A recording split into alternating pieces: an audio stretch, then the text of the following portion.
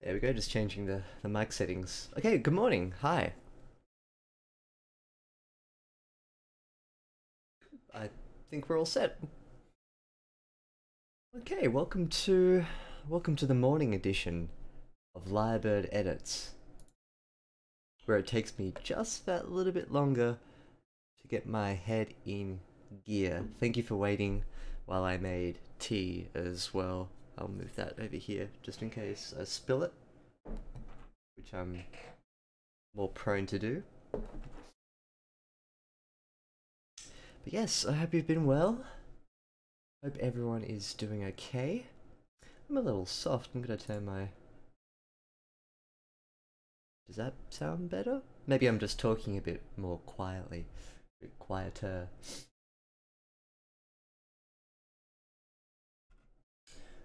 Just want to check one thing before I really dive in.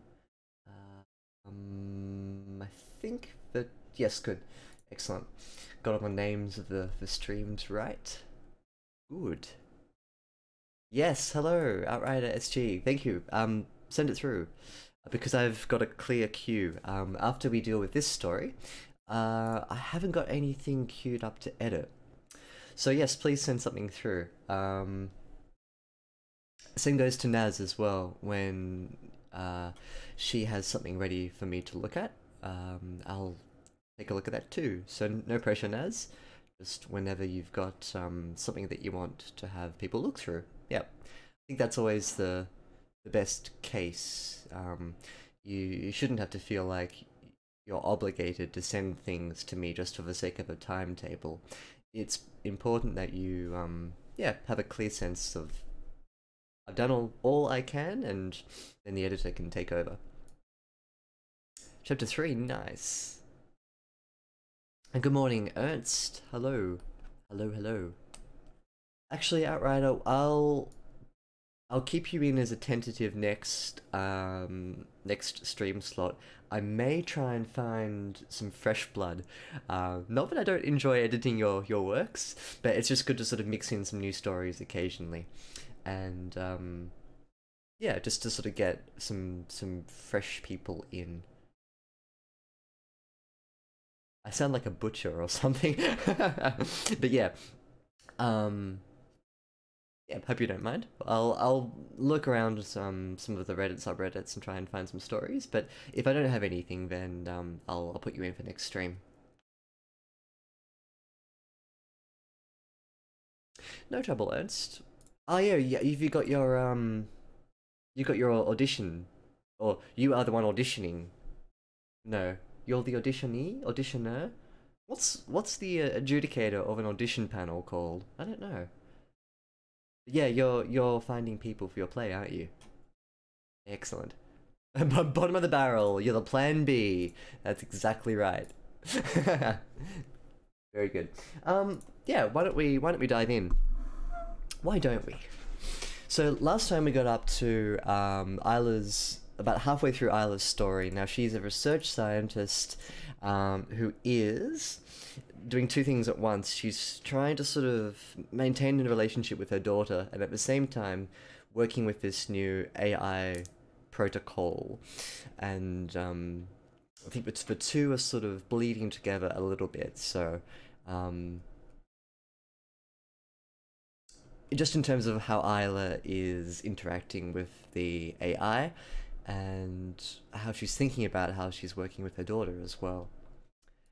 So I think we got up to... Gosh, the bruises are still there out for stockings. Yep. Hello, Sayaka. Welcome back. Welcome back. We're just about to start the fun times. Protein is good. Not sure about the first thing though. Close to before. Wow. Okay, that's quite a short time for. Is it a short time? How long is usual for, like, when the script is released for a play and the play is actually put on? Is 3 weeks enough? I'm ignorant when it comes to knowing stuff about plays. Yeah. Didn't beat you to it. He caught me off guard because I was usually you see Lee and then Sayaka. Suspiciously, you never see him in the same room at the same time. Consider that. Oh, you've been rehearsing since April. Oh, this is the Crucible. Nice. That's right. I remember you saying. I love the Crucible. Alrighty, let's without further ado, we'll get in, and then when you need to leave, just let us know. Actually, you don't even need to let us know, but why don't we start so that you can get the benefit of being here live while we work through everything. Psycho raises an excellent point. You've never seen me and a lot of people in the same room. I guess that just goes to show that I'm probably everyone. Aw, thank you, Sayaka. And well, you think he's been dead for a while. I'm just saying. You seen any evidence to the contrary recently? Let's start. Morning is full of buzzwords and bureaucrats. The faculty committee is just another box to tick for the tenure track. A sickeningly rich alumni bequeathed to school of psychology with a 7-figure sum, so naturally the committee is in factions on how to spend it. Faction A wants a raise, Faction B wants to renovate the bursary offices. The academics fight guerrilla warfare, trying to wrangle research funding. Morning passes and I still hear nothing from the doctors. It can't be anything urgent. Probably a remnant from the virus I had over winter. There's a biblical flood of emails waiting for me in my office. Please find attached the minute meetings, graciously accept these conference tickets, abstract submissions, carbon emissions. Will you read my research thesis? Intelligences and global thesis? Yes? Nailed it!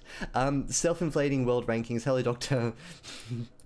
$ surname, VC's weekly report. Would you talk at Code Club? Cease your neo-imperialist research. Turpin follows a progress report. Turpin forwards a progress report. They're happy with the intelligence's growth over the last month. Let's cut this and we'll go back to the first paragraph. You do have an everyone quality about you. Thank you?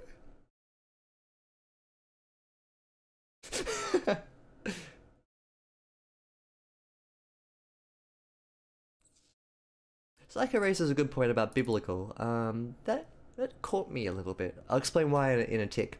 So first paragraph here, we've got two parts to it, but I don't know if they bleed well. Just in its current structure, we've got this quite nice sort of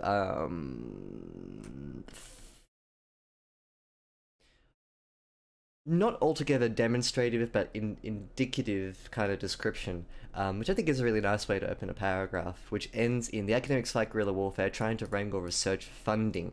Morning passes, and I still hear nothing from the doctors. So this is like a perpendicular right-hand turn between the flow of whatever comes before it and then this. The key is that they both start with morning, which is an interesting way to push them together. But for instance, if you did that, it looks a bit neater maybe. That's one solution to what I'm about to talk about, which is that this bears no relation to this in terms of the flow of ideas. You can make it link together with something like the academics fight guerrilla warfare, trying to wrangle research funding. It's interesting. It's like watching cancer cells try to overtake the natural order of biology. I suppose we're really no different after all. We're just like a bunch of furious diseases trying to wrestle supremacy from each other. Full stop. Morning passes and I still hear nothing from the doctors. You still need a paragraph new line there, but adding a little bit here to carry on the sort of guerrilla warfare, faculty. If you try and ideologically bleed it in with something medical, like the idea of two types of selves fighting for supremacy. It's a bit esoteric, but what it would do is it would link this idea with this idea and make it a bit more of a fluid transition. Oh, good, Justin Tunes. Yeah, I saw your comments at the start, so I was looking forward to saying hello to you when you came back. So hello. Well, thank you for coming back.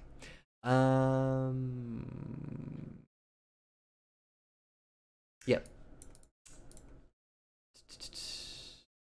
There's a biblical flood of emails waiting for me in my office. I'm with Sayaka on this one, but I don't think I don't know if the religious reference really adds anything. Don't is preferred apostrophe, and what? What terrible suggestions? Don't is suggested. Font, didn't, and don. Okay, Google.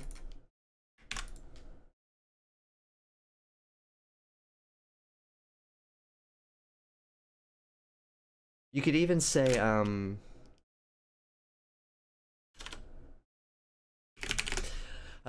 okay, so biblical flood. Is it really worth sticking over? Not strictly. It's not. Maybe if you want to keep the medical slash the medical or the faculty imagery fluid from the last paragraph. You could change it accordingly. I'll also make a comment here about maybe consider dragging that last idea out in fighting and linking it in with the medical turmoil of Isla. Because that would make a really nice linker between here and here. The repetition of morning is really nice as well. I think most of this is fine. You can link lots of list items with semicolons. That's good. And I think that sort of flows quite neatly. Yeah. Trying to watch two streams at once. Damn. Yeah, torrential was actually a good suggestion. It's got like a weather kind of weight to it. Yeah, I'll let Sean. Not Sean. I'll let Herringbone decide what kind of imagery he wants to push through, and that's okay, Justin Tunes. Best of luck watching two streams. I commend you on your multitasking. Um, although Sayaka does raise a good point. Oh, it's Crim streaming. Cool. Novelist Crim? Cool.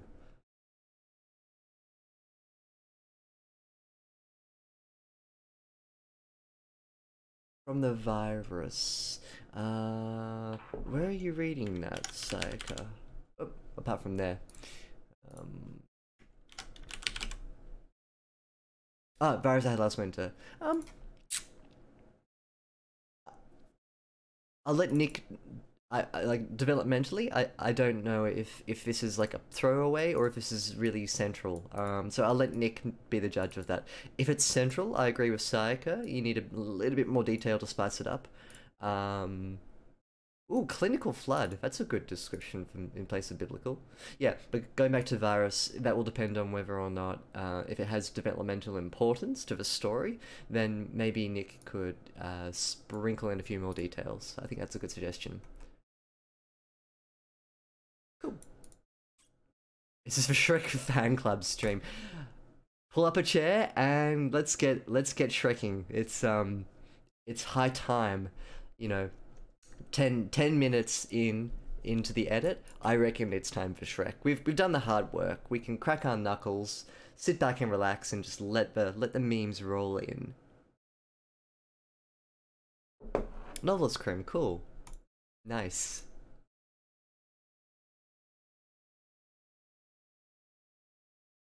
I don't think I've ever seen one of Novelist Crim's streams. Have I? Have I tuned in? Maybe. Hmm. Deliverable. Yeah, it is. It is. I do it on purpose. Throw away. She's excusing her symptoms. Gotcha. Fantastic question, Outrider SG. This is Lie Cycle. I just have like 10 of the same cup. I cycle through them. Let's push on. I'm planning the afternoon session with it. The intelligence, okay. Probably keep it in the same paragraph. When Felix sends me a picture. Found it, no CD player anymore. Great cover though, looks like my old boss. It's a Jim O'Rourke album. A booby, balding Japanese fellow doing obscene things to a rabbit doll makes up the cover. Is it a doll? God, I hope it's a doll. I reply, we'll listen while working. Maybe not continue the session. Okay, cool. What you could do is you could make her mind kind of split and all over the place. This is quite a nice sort of buzzy section here where we've got a lot of thoughts floating around her head, whether it's the faculty infighting, the torrential flood of emails, and just her plans with her life together. It's three separate things mushed. The impression that I get from all of this is that she is scatterbrained. So I definitely say continue with it, but I would tie it all together with an action or a self-reflective piece of like a conclusion where she says something like I need a holiday. It's a really simple one. Maybe don't use that, but you can tie it all together, and in doing so, you solidify the fact that her mind is everywhere. So that's what I'd suggest for this section here. I'd say continue on with a summary that ties together her feelings as hinted at within this section. She is overworked and scatterbrained. As is evident from how quickly her mind has moved from faculty to emails to home life and back again. So it's missing the back again. You can try and add the back again as a conclusion. Good. That, I think, would tie it all neatly together. And then you push forward and prime this AI section with maybe a bit of uncertainty or anxiety, or just you want the emotion from this hectic kind of mishmash here to push through into whatever's coming here. That's what I'm primed for as a reader right now. So let's see if it follows through. Today we're going to start a discussion about something a bit different. As we alluded to yesterday, not every question has a singular correct answer. We have to learn to determine the best solution for these cases. Do you have any questions?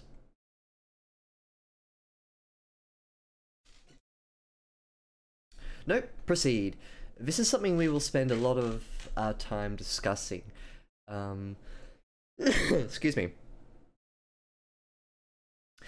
Our first step is to try and define whether an action is always morally wrong or not. A simple example is lying. Lying can cause drastic negative consequences or can be innocuous, perhaps even beneficial in some cases. It is helpful to look at lying as a sequence of action and reaction. The question is lying as an action always impermissible, or is it determined by its consequences? Is it common for people to lie?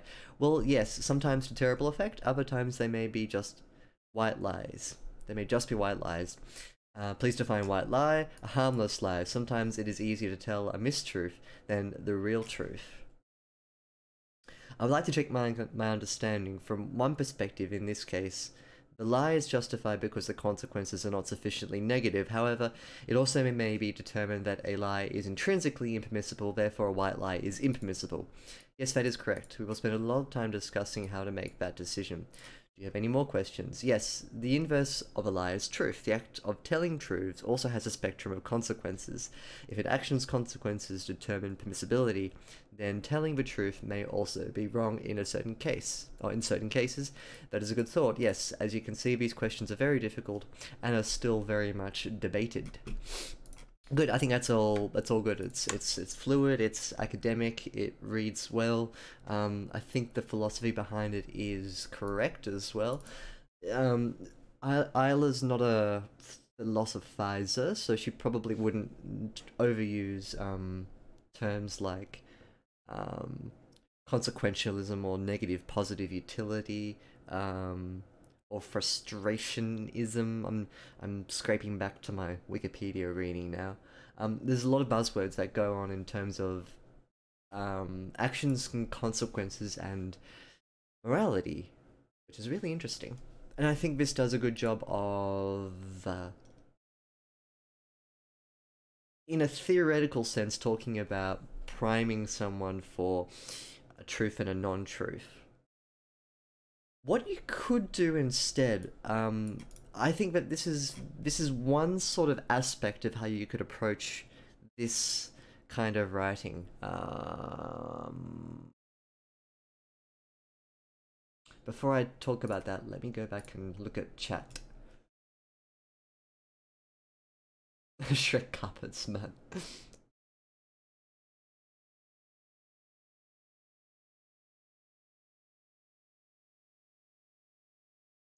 Here, this one. Yep. Oh, that's right. Yeah, sorry, I turned off links. But yes, this is a really good album, by the way. Um, yeah, really, really good. When Nick linked it to me on Discord, um, yeah, I was really really impressed with it, and now I listen to it at university. Yeah, really weird album cover. Just sort of take it in and then look somewhere else and listen to the music.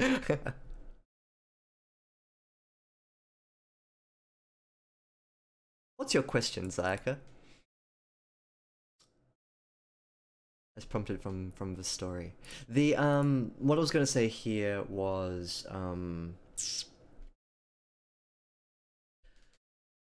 I think this is a valid conversation to have between an AI and a human researcher. If you wanted to, if you wanted to really double down on the training aspect of the story, why not consider introducing a game, an educational game, like learning how to touch type with a. I remember learning how to touch type, and we had this program where were driving a car, and the accelerator was correct touch typing, and you were racing against other cars. And 9-year-old me was all over that. 11-year-old me, sorry, it was a bit later. Yeah, Ants on Honey. My goodness, I couldn't get enough of that game. And look at me now, professional Twitch streamer. Yeah. Hmm. Anyway, back to this. Why not consider introducing a game or a hypothetical? I don't know if you like this idea, Nick, but this could also tie in with an idea that I've had bubbling away underneath this story. That idea is you obviously want to try and link in Euler's Isla's home life with her professional life. If you can structure the AI's gamified is a word, Google. Get with our times. Yeah. Gamification? Anyway, utility training, with a scenario that verges a little too close to home when it comes to Isla's personal life. So for instance, what this could mean is that the game that Isla and the AI are playing involves, in here it could involve lying. So here, for instance, in the lying scene, Isla could address the learning concept about lying. Good. Nailed it. One of those moments where I forget how to spell. She could address the concept about lying within a restaurant setting.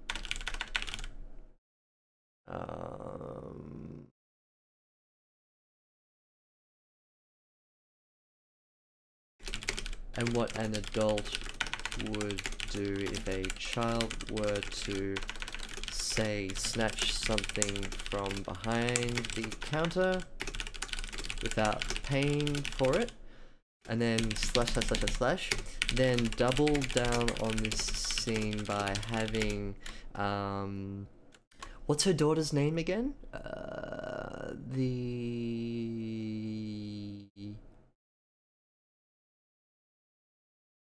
April? Why am I thinking April? Alice, thank you. By having Alice do the same thing. You have to do it in reverse though. Do it in reverse though. Have the human scene come first, then have Isla ask the machine questions within a game that Isla has devised based on her own life. That's what I would do. Now that doesn't mean that's what I want to have happened, but it's just an idea.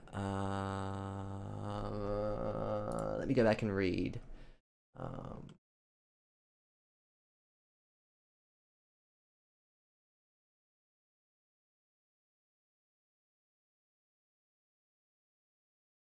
Sorry, let me go back up and read the comments here.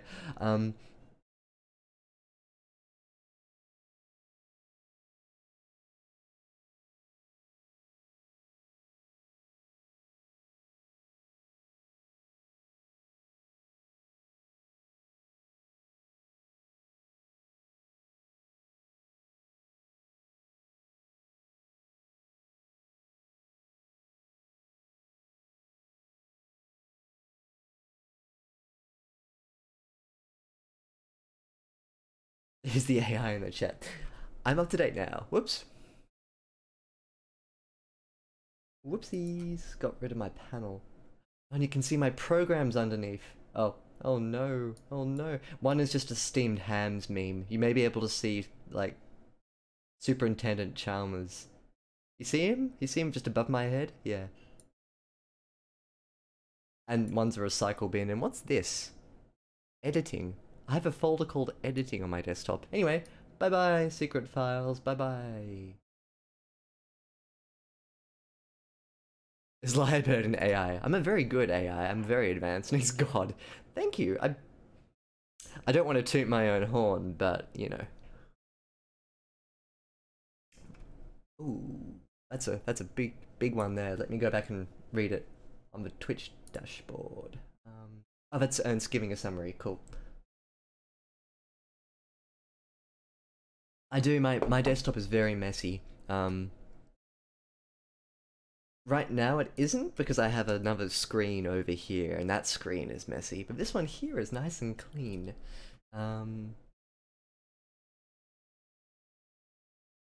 Yeah, so the TLDR summary of this is that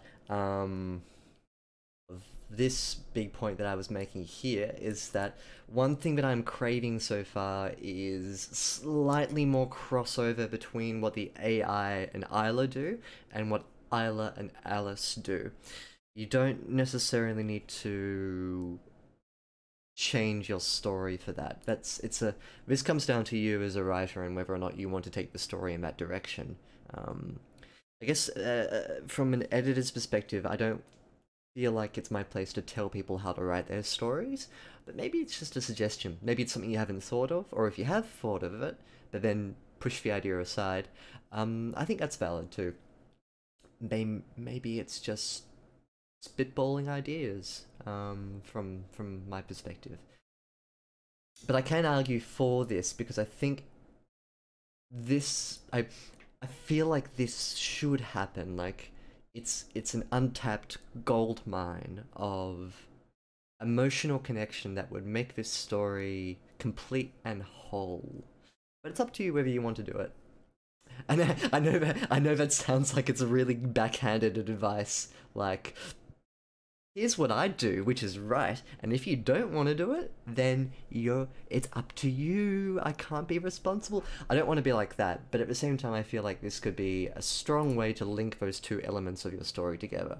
Then again, I could be second guessing myself, and it could be twisting in an unusual way towards the end that I don't quite yet know. So I'll prepare to hold judgment. It's all just a suggestion right now. Um,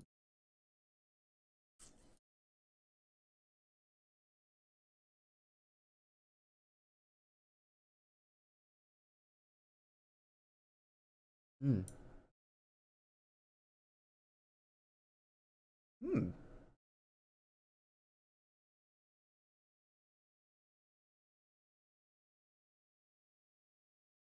Oh no. Oh no. Heaven help us if we end up with an AI trained on the internet. Ooh.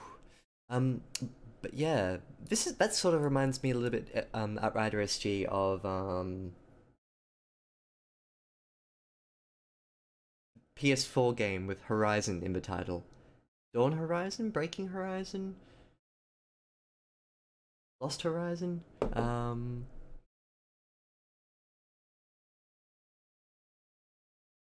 Yeah, I remember TAI.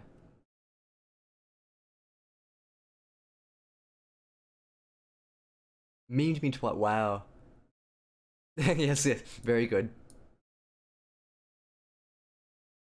That'd be interesting. Like you plug her into the internet and she changes her personality. Yeah. Horizon Zero Dawn. Thank you, thank you. It had I had some of the words, but I was missing zero. She'll never learn about Shrek. Ah, interesting. I didn't know that they had this sort of respect for the robots. I haven't played the game. One day I will. There's a whole lot of directions you could take this in, Sean. Not Sean, Herringbone. You could plug her into the internet, change her personality. Um, let's talk about it a little more after the story's complete. Um,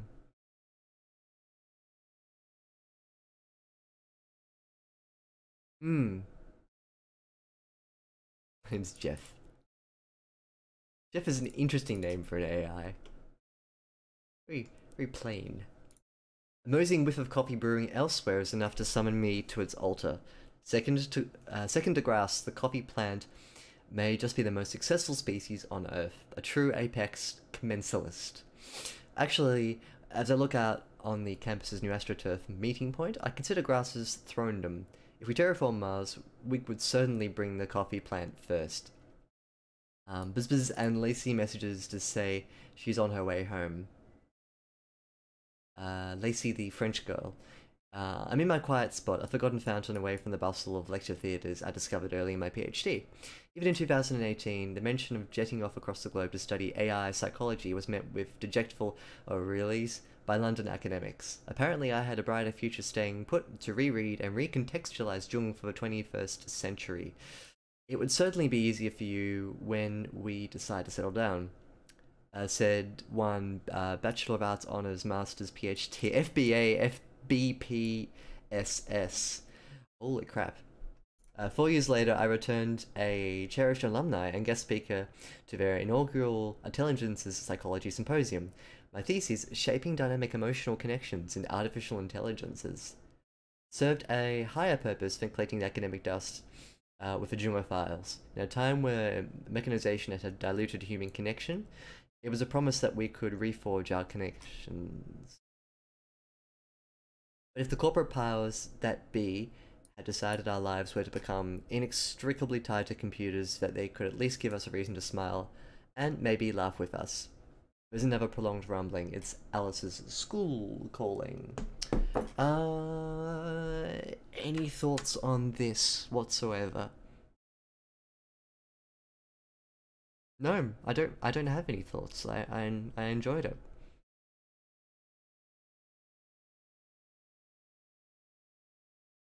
This is what I call spinning a story. It's a really useful way to impart a lot of information in a way that's done in an acceptable format. It's telling, but it's telling you detail when you're primed to receive it. What happens here is that there's only one thing that really happens in this whole section. Two things, sorry. She's looking out the window at the meeting point. Or if I look out. Okay, that's half the thing. But the one thing here is that she's sitting by a fountain. The rest of its detail is spun through her mind, and it's sort of from virtue of the narrator and the character being one for one in a third person sense. Sorry, in a first person sense. Um, you can impart detail to the reader in a way that spins around the main motion of the story. So you've got your character here sitting by a fountain and they're just telling you detail, which is fine because the way that it's structured means that we're primed to receive it. So try this if you haven't for other people. It's a really good way to background a lot of information.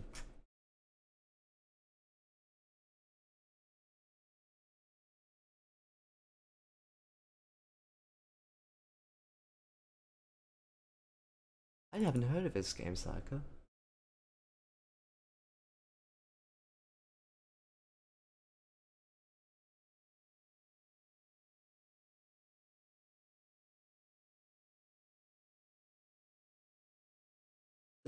Alright, that's a cool detail about people worshipping a smart lock from Zero Dawn Horizon.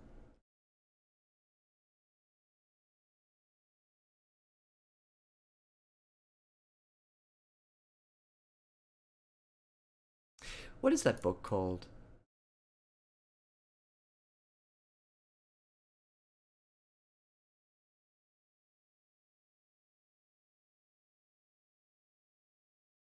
Yeah, I'm interested to hear what that book is called. One of the sometimes things about writing AI is that they're extremely matter of fact and dry to describe. Hmm. I think it's our job then to turn that on its head. Not crazy, not too. This is in response to this. One of the toughest things about writing AI is that they're extremely matter of fact and dry to describe. Agreed. I think it's our job then to make it interesting, but not quirky for the sake of being quirky. You know what I mean? In Interstellar, there's the quirky AI, which was fun for the purpose of the story and a bit of fluff. Um, the temptation for AI is to make it a bit too personable, um,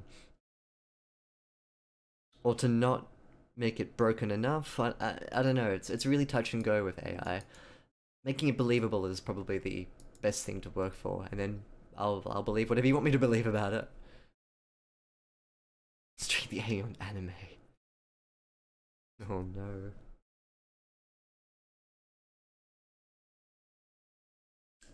Give me I hope you don't mind. I want to check up on an experiment that's running at uni. Give me like a minute. And I'll team view in. Back soon.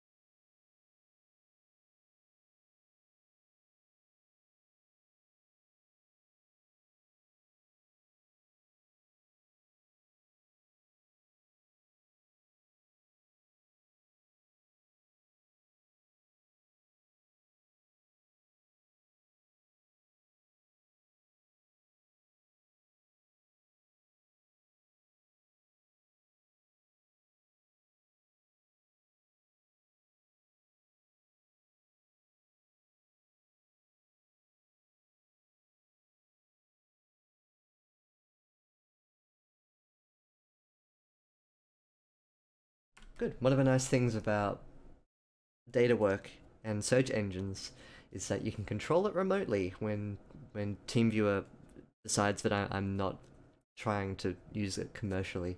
Um, I'm running protein files through a database of identifiers. So it takes all the weights of the proteins and it matches them with pre-configured weights from a giant database. And that sounds really simple, but oh boy, it's not.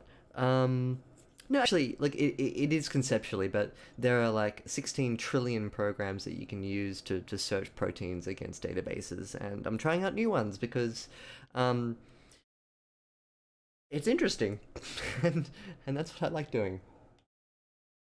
Thank you for waiting. Um, so,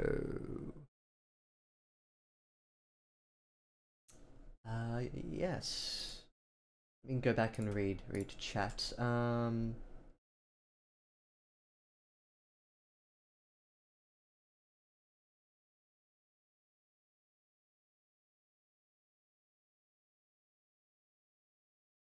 Have the robots rebelled?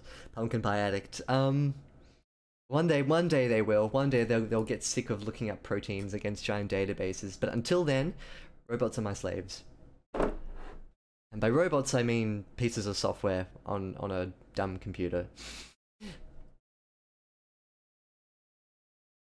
Hey, Miek. Hi, how you doing? Good to see you. Welcome back to the stream.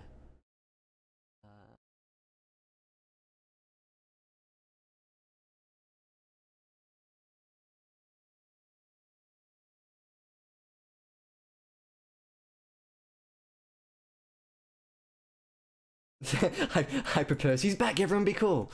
Yeah, nothing bad was happening. So this pumpkin pie addict trying to overthrow me. I do have a minion mug, but not a Shrek one. It seems like an oversight, doesn't it?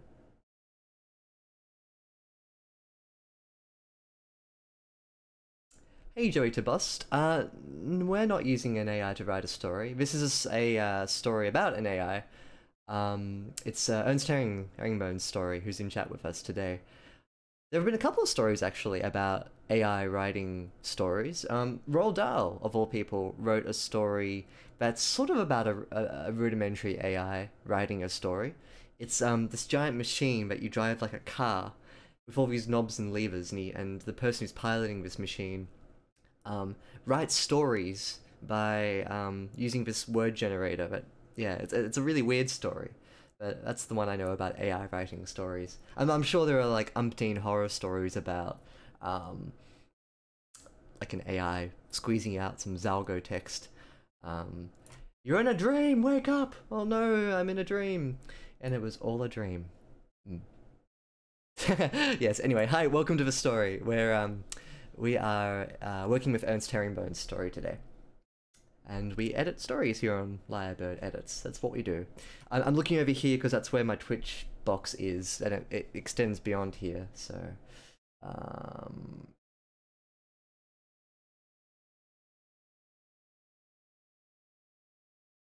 Hey, Blue Destiny TV. Glad that you won 18 hours in the past 4 days, 10 of which was last night. Damn. Well, congrats on your sleep.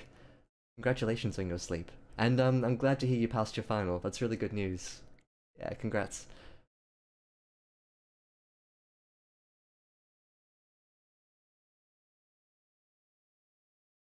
I think a short narrated by a robot counts as AI. Yeah, that's artificial intelligence. Medical terminology and psychology. Very cool. Nice one. Also, just before I pop back into the edit here, join me on Discord if you haven't. There are a couple of new people here. I think one or two. Pop over to my Discord and say hi. The link is on, if you're watching on my Twitch homepage, just scroll down, you'll see the Discord box. Click on that and pop in. Say hello. We're very friendly. We talk a lot. And it's always high quality stuff. So, yeah. And also, just if you want things edited or some writerly advice or support, then yeah, we offer that too. It's not just me talking about Shrek all the time, I promise. I don't even like Shrek that much. Later Shrek. I mean, you can't go past the classic. Absolutely. I'm much more of a donkey man. Maybe laugh with us. So there's another prolonged rumbling. There shouldn't be commas there. There's another prolonged rumbling. It's Alice's school calling. Um,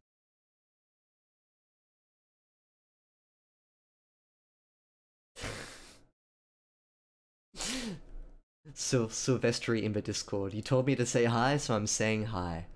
Pumpkin Pie Addict says I require support. Oh, you guys.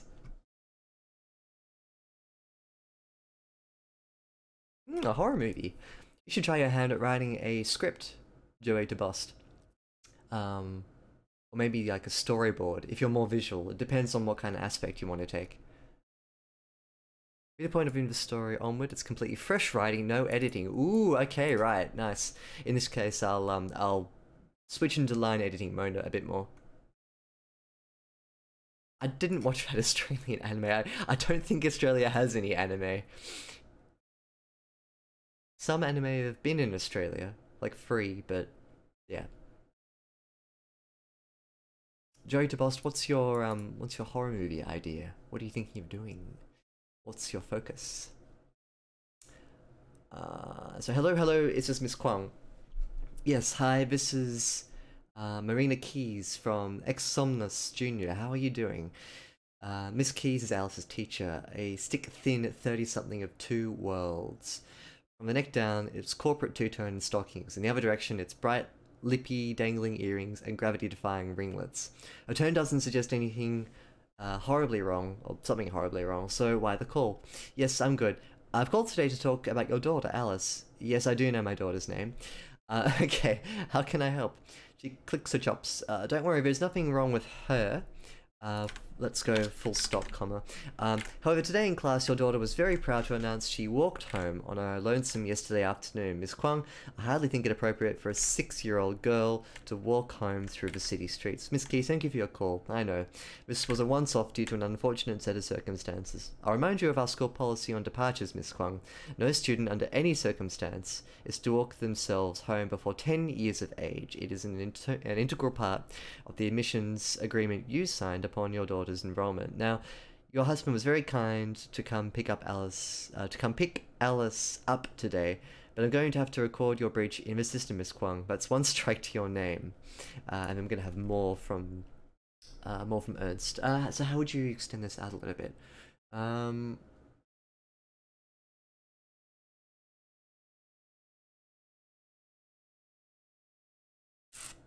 I suppose what you could do is you could ramp up this sense of hmm. Yeah, this one's a bit tricky because unlike before, the section prior to this AI chunk that we had here, what we had instead here was not so much of a reflection of Isla's internal state, but rather a bit of background information about her life, sandwiched against or glued against this scene here with Alice's teacher. I don't love this description of her, but I think it's quirky enough to work. I don't really know what to suggest in its place too. Now how would you end this scene here? I guess I'll talk a bit about it rather than writing. I'd try and reflect perhaps a sense of annoyance or in the way that the teacher is sort of treating Mrs. Kwang, um, like a student, and maybe Isla can pick up on that and have it reflect back into how she speaks to the teacher. There's a bit of sort of power struggle going on here. So as if like Isla, who has umpteen titles to her name. Oh, this isn't Isla's titles, but like, Isla has a doctorate, and Miss Keys is a primary school teacher. So the power structure there between the two of them can kind of come to bear in this more section here. and trying to tie it maybe in with some uncertainty, or you kind of want to ramp up the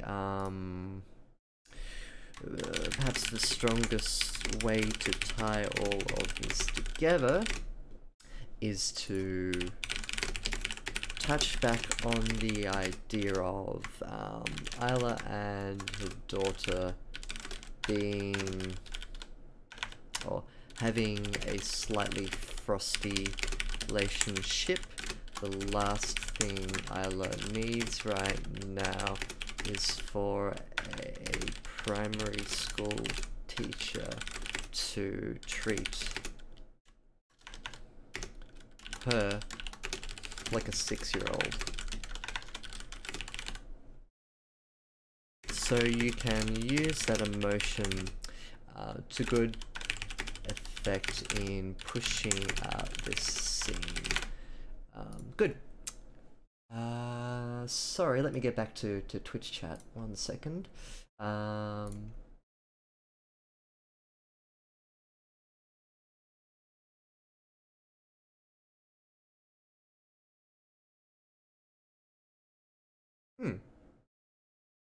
So Joey's idea is about like a symbol unlocking a monster. Have you heard of something called automatic writing?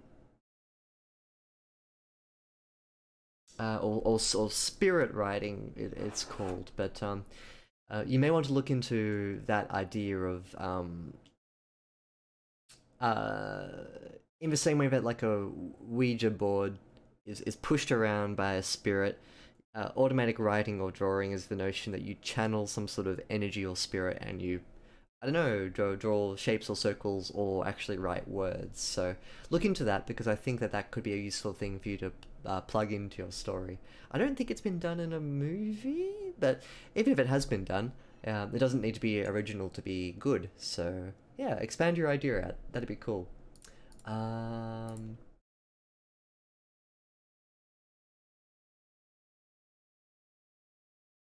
Oh yeah, to cap off the scene. Yep, that's what I was thinking of too. You don't need to extend it out too much longer. You can kind of just cap it.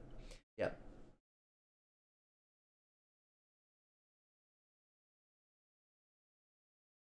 Like it says, doesn't like how it's repeated so much that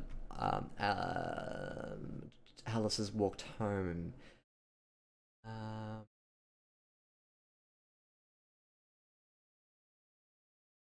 is it 3 times? Walked home, walk home, walk themselves home. Yeah, good spotting. That repetition it could be intentional from the point of view of the teacher. Repetition is often a good way to teach children. But then that kind of feeds into the fact that she's speaking to a PhD graduate. Your daughter was very much on the sport. I'll let Nick make a decision there. I didn't think it was egregious when I first read it, but Syke had picked up on the fact that some readers may find it annoying how it was repeated often in natural dialogue. Um,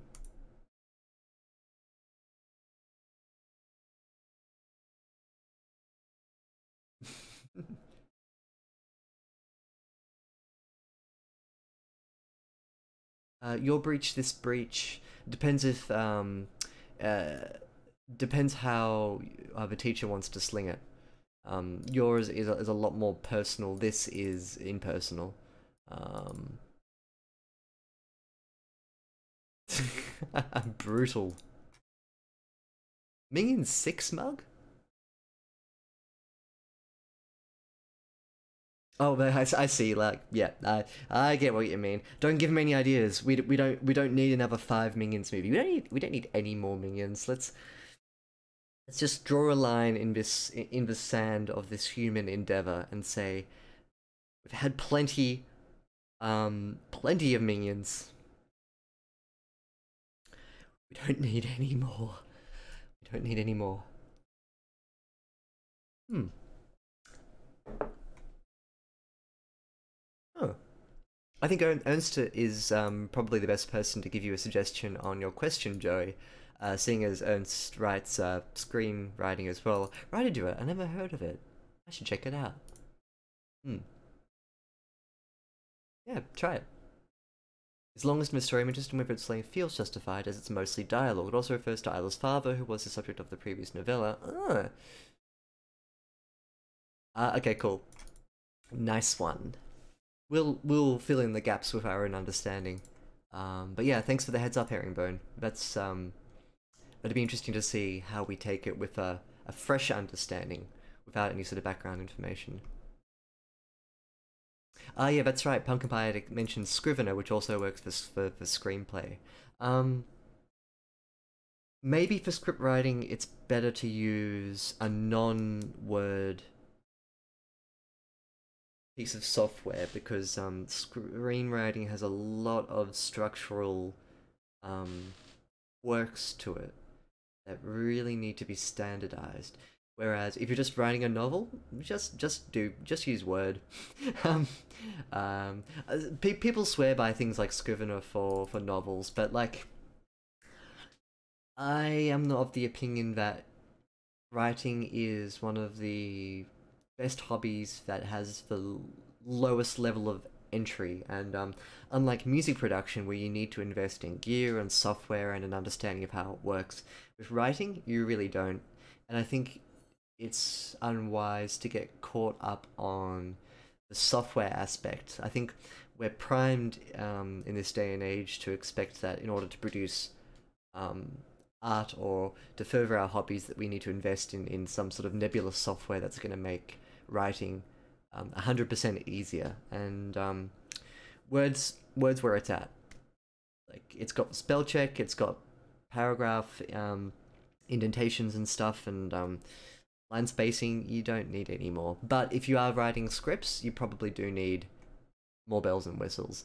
Um, but Scrivener has, I agree with Terry, it has too many bells and whistles for my taste. It's got things like mind mapping software and character sheets and corkboard style planning stuff. And, you know, if you find that useful in a digital sense, then that's great. But for me, it tricks people into thinking that you need software to write. And I think the one thing that you should do when you write is to not think of it as using a piece of software. It's just writing. It's you and a keyboard.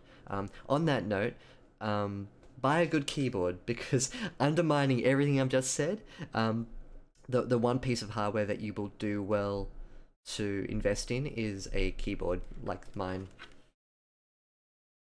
Entry of the barrier of entry is slowly going up. I'm well aware that I just contradicted myself, but I don't care because I love this keyboard.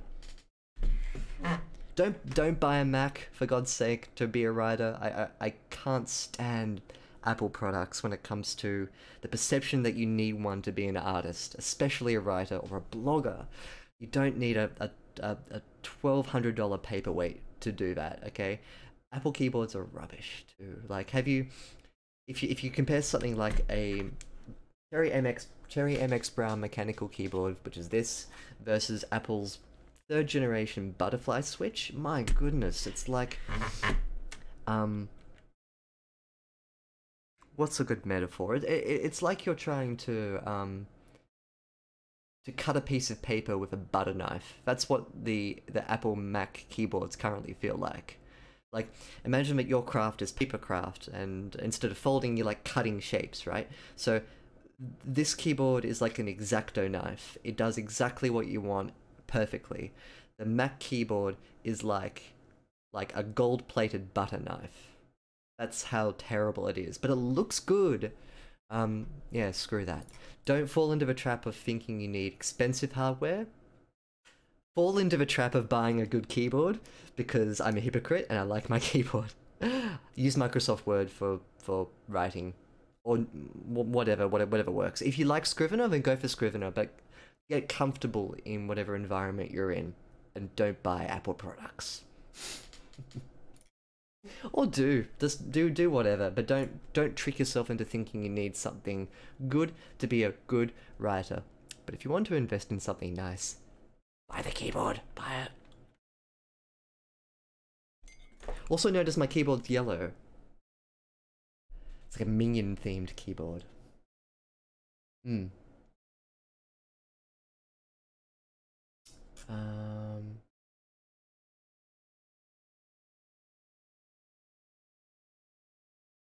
I never heard of Final Draft actually. Pumpkin Pie Addict.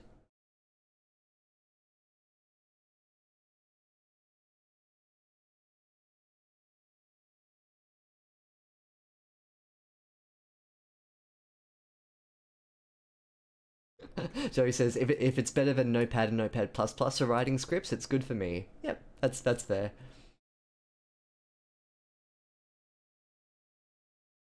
WordStar 4.0 in DOS. Damn, that is stripped back.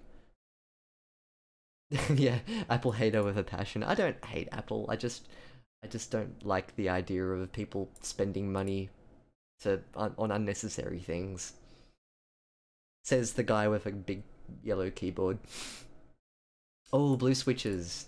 Ah, that's right. I remember you have a blue switch keyboard. Nice. Fountain pen and moleskins. Wow. Um, yeah, so if Ernst Herringbone, if you don't want one that screams gamer, this is in terms of mechanical keyboards. Um,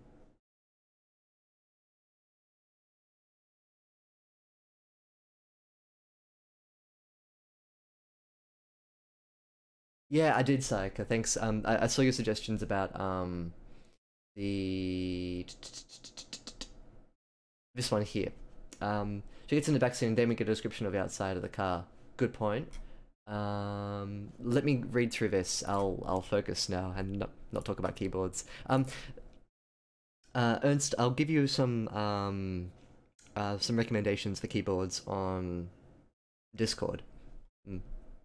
I've heard that Vellum is good actually, Pumpkin Pie Addict, because it exports to EPUB really easily. I believe that's my impression of it.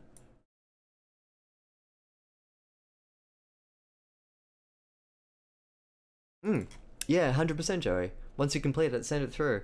Um, Ernst will give you a really good perspective because he's got the screenwriting experience. So you could always pop onto Discord and ask us for some advice there if you don't want it to be screened for everyone. But Ernst will be able to give you a good edit for that, I think.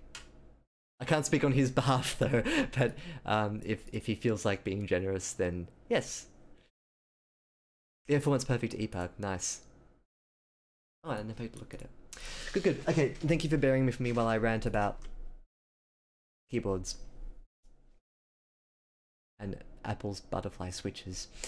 Through tinted windows, I can see that my car home today has a human driver. They're always a bit unpredictable. I've got a terrible headache, so I take the back seat in hopes that he will avoid conversation. The car's a bit busted looking, and the driver's playing some sort of underworld music, and God, the windows aren't tinted, they're practically nicotine stained. Um, I agree with Sayaka. What I'd do is I just move it. They're always a bit unpredictable. The car's a bit busted looking. Blah blah blah blah. I've got a terrible. Sorry, I don't mean blah blah blah. I just mean like, um, switch the sentences around, and I don't have to read it out again. Um, the interior would pass a photographic clean check, but gosh, it's an assault on the rest of the senses. As we take off, the car rumbles as if every screw holding it together had been loosened. My brain follows suit. The driver's dressed up like a modern ninja or something with fingerless gloves and skin-tight polyester. I ask him for a painkiller, but who knows what he carries. I can see him eyeing me in the rearview. I make myself look occupied. You're Isla Hendricks. Obviously, he's just read my name on the app. Yes? Well, I just thought... Says your name's Kwang on the screen here. Gosh, this is the kind of person you don't want to know your address. This is the kind of person you don't want to know your address. This is the kind of person who you don't want knowing your address.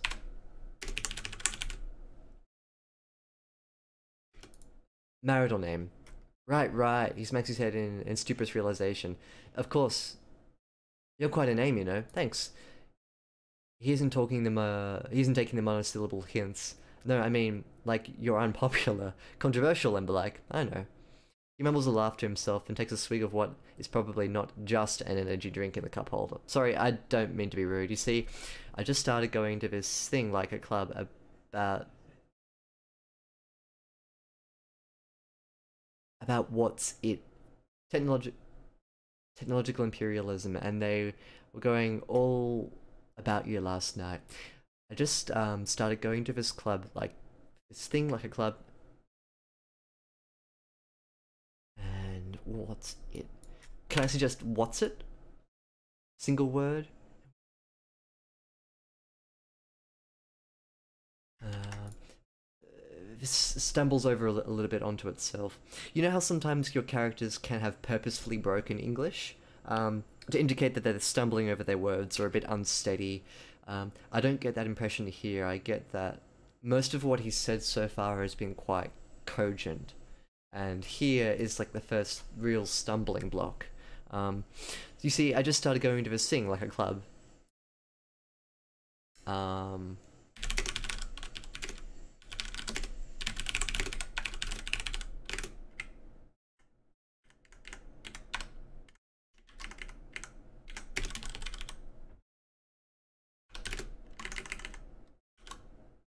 Something like this, for instance, is still a bit broken, but with having a sense of character, or maybe just about what's it called. Um, One thing I'd like, yeah, uh, I think because this is the first pass of writing, I won't hone down on this too much, but what I suggest here is that we need a bit more to start off this scene to prepare us for the fact that she's obviously called like an old style taxi. We don't know where she's going, so I'll put a comment here. When you come back to edit this scene later, just keep in mind that we need more of a primer to understand the following events: where she is, where she's going, why. Yep, just a little note for later. Libert advertises keyboards.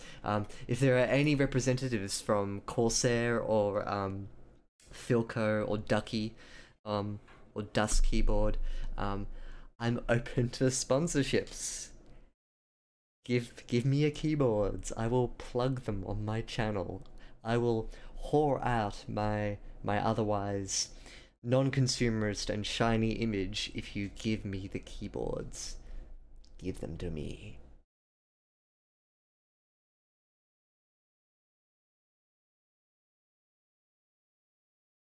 Let me go back and read the comments.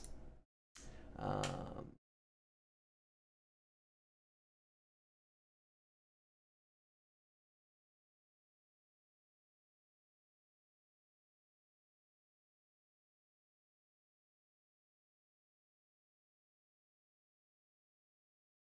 I like the dialogue too right now.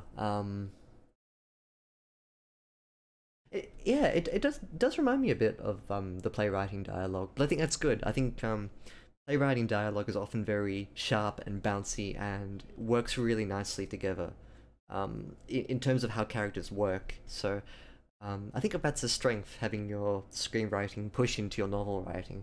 Hmm.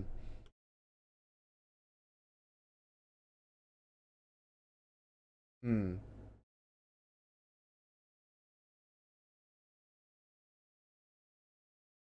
Don't sell myself out. I'll try not to. I'll try not to. Hmm. Uncompromised and pure. They're my anime stocks. Bye bye bye. Be a registered trader in the meme economy. Um, yeah, I think there's definitely room to impart personality and um, twang in your dialogue. Yeah, I can't think of a better word for it right now. But this guy is obviously like a little bit unhinged. He's sort of all over the place. It comes through with the quality of the the dialogue, and that's yeah. It's a really And in fact, if you don't do this, you're at a disadvantage too, because you don't have to explain that someone is a bit unstable in their diction or cadence. You just have to do it. I know what you mean about my brain follows suit, which is here. I quite like this because it links the preceding and the following sentences in a kind of fluid, jumbly way. I'd suggest maybe for Ernst, maybe if you can think of a way to keep the link between the two of them. I don't mind my brain follows suit because it's the screw have been loosened. It's a nice sort of carry forward. Maybe when you come back and edit it again later, we can think of a stronger way. But I think it's decent right now. Yeah, addiction is like adding spice to a story. That's a good description of it because you don't want it to be too spicy. Stuprous realization.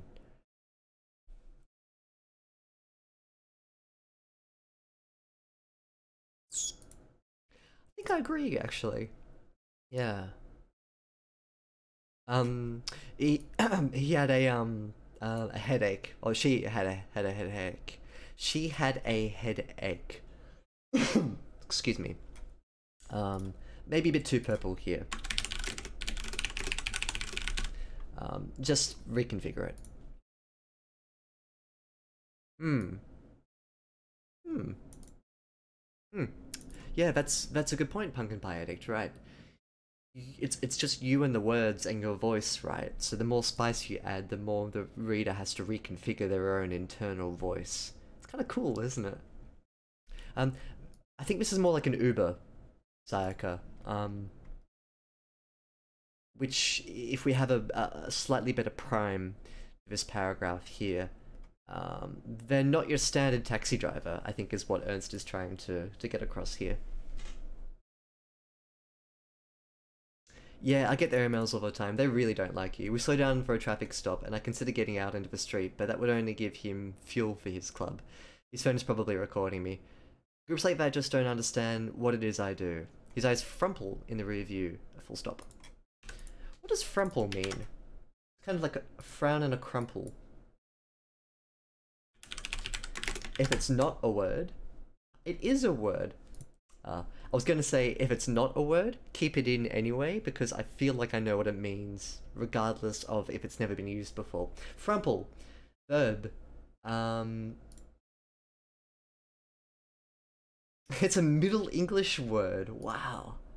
To wrinkle, to crumple, to ruffle, or disorder. It just means wrinkle. That's really nice though. I like it. Um, if they're a quality Uber driver, then they'll have fun stuff like that. Yeah. I'd never seen that word before. Prob Brobridgian? Is that how you... A, a beam engine of Brobridgian proportions. Jesus Christ. Giant, this word means. That's a really cool word, but I would never use that. I would I would never use that unless the context dictated that I was... How old is this word?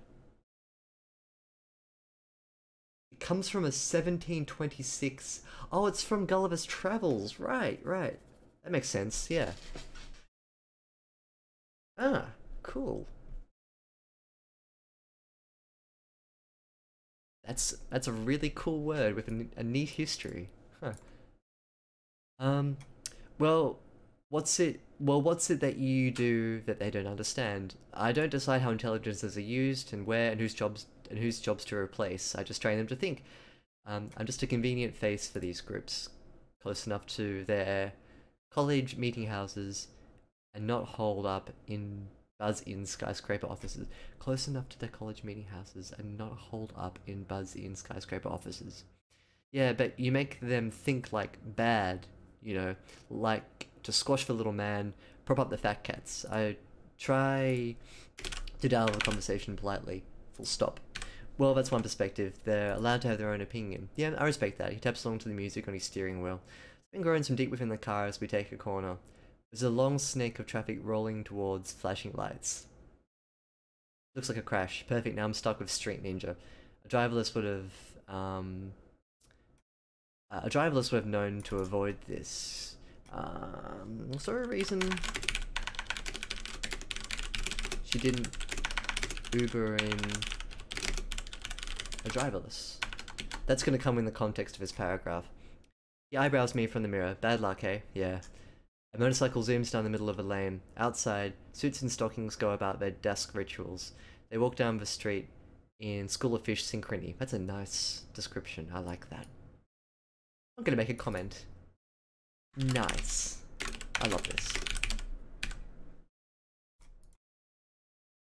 Undershoulders are lifestyle magazines. In trendy lithograph paper bags sit Michelin star bento dinners.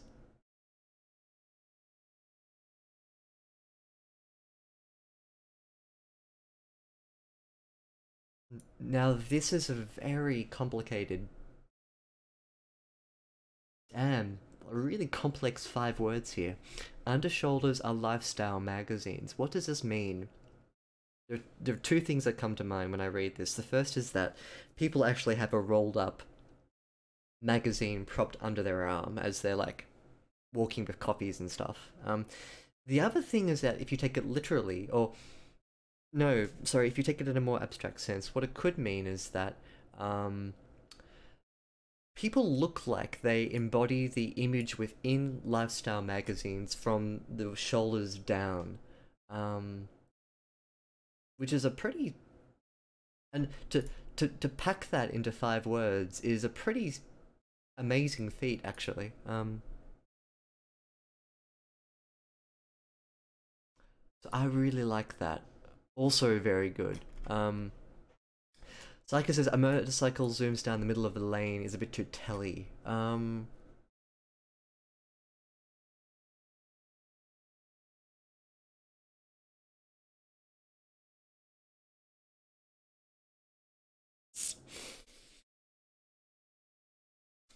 know what you mean, and I'm not sure if it could be served better by just showing it, or if I don't mind. For instance, in the last paragraph, we've got this here. There's a long snake of traffic rolling towards flashing lights. It looks like a crash. Perfect. I don't mind that tell. I think that's quite good. Could this be stronger, and does it need to be stronger?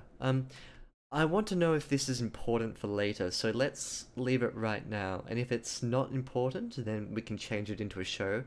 But if it actually has importance a bit later, sometimes telling the detail may be a bit stronger. It sticks in your mind maybe a little bit more.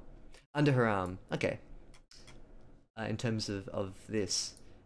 The description itself could be really interesting, and if you want to kind of go for that abstract, they look like lifestyle models. Yeah, I agree with Saka. Something grows deep from deep within. This is the 1-2 punch. It's the showing and the telling together. I think this works really well. Let's come back to the motorcycle. Let's come back to the motorcycle line. I probably agree with you that it could be fixed up, but I just want to see where it goes a little bit. You good with this music? If the police hear this stuff, they're bound to search his boot. Yes, thanks. It's by one of your kind, AIs. Pardon? Yeah, this song, it's by an AI. You don't know it? Everyone's playing it. Ava Intelligentsia, written and performed. I'm surprised you don't know her. Yep, he amplifies my headache with a beat. How crazy, hey, he shouts. I thought you know all about it. No, it's not really my area, but Ivor doesn't respond. He pops in his seat and sings to himself. Hello, you out there, find my circuit like since in synchrony. Out of body experiences. Everyone in the car next to us is looking at us in this thumping shoebox. The song runs through and we're only moved about 3 cars up. In my head, I rub my temples and hope he sees, but he's well into the music. The next track is quality is grating. The next track is equally as grating. I try to wave at him through the rear view. Excuse me, driver. Do you mind turning it? Oh yeah. Oh yeah. You should have said something. The car is civil again. Sorry. No, it's okay.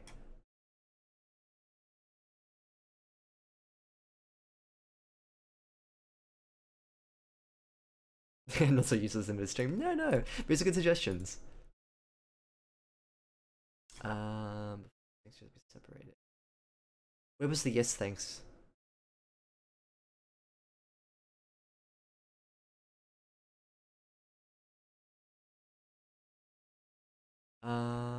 Should that line be separated? Um, you need to make a new paragraph for if you take all of this as Isla's perspective and all of this as the driver's perspective, then it works with the paragraph separation. Yeah. Oh, thank you for your lovely compliment about my amazing eyes. Sometimes I'm quick to pick up things, and other times I have to sort of peer and be like, where was this? Where was that? Yeah.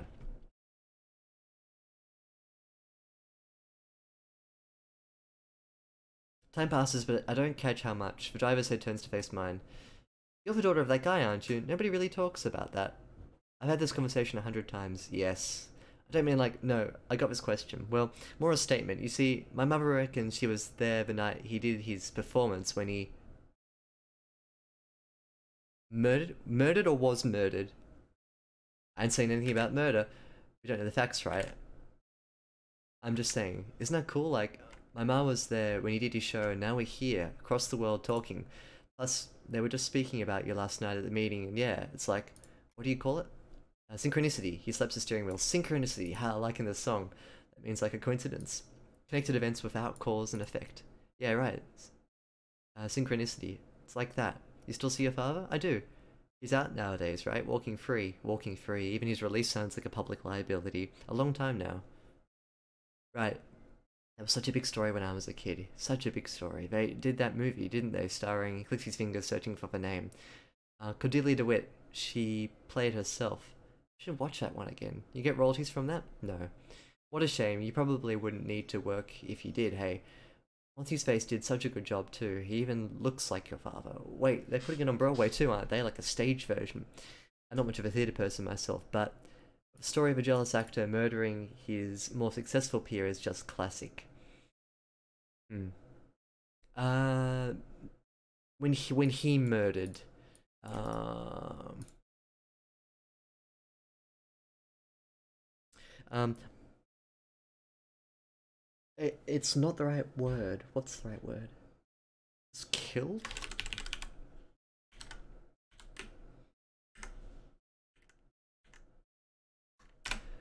I don't know if there's a monosyllabic way to contain this. Or there's a simple way to one word shot this. It doesn't, dialogue wise, it doesn't feel smooth. But what would I suggest instead? When he when the incident took place, when he killed blah blah blah. Have a think about that. I can't really think of anything. It's very easy to give it so many AIs in it. Fresh meme, very nice. The father who was the main in the previous novella was the third-rate actor who was framed for murdering a theatre rival. Nice. I think you've explained that well, actually. Even without me understanding. Sorry, no. Even without me having read the last section, I knew instantly what had happened with this one little sentence. So, good job. Good sentence. Excuse me. Alrighty, sit tight. Let me just check my uni experiment again. Back in 30 seconds.